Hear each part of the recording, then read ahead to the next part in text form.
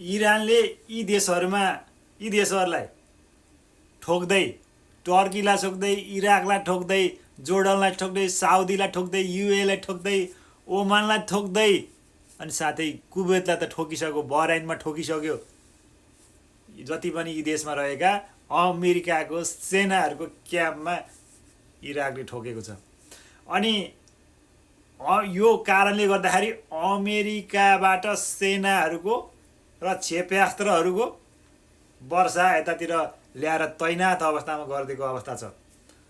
कहाँ त्यसै छोड्नु छ र पुरै तैनात गरेको अवस्था छ। किन थाहा छ?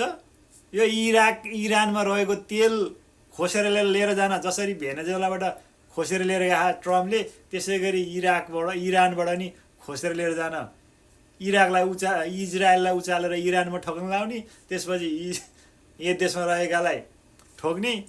यो सबै देशमा सबै के भनेछ, ट्रम्पका सेनाहरू छन्। इरानलाई गाह्रो हुनेवाला छ।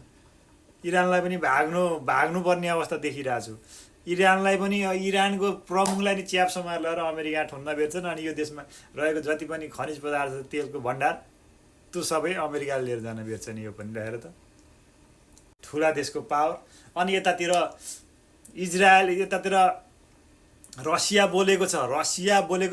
रसिया सेक्युर भएर आफ्नो कन्ट्रीलाई सेक्युर गर्न थालेको छ। इरानलाई सपोर्ट गर्नको लागि रसियाले साथ दिने भएको छ भने कोरिया, चाइना चाहिँ चुप्पो लाएर बसिरहेछ। अब के हुनेवाला छ? या तेस्रो विश्वयुद्ध हुनेवाला हो? नेपालको चुनाव के हुनेवाला छ? यसको अर्थ यो कारणले गर्दाखेरि नेपालको के भन्छ, चुनाव पनि सर्न सक्ने सम्भावना हुनसक्छ।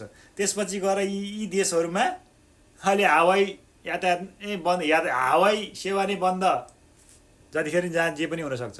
Between the US and Iran are rising, and it's not just about politics.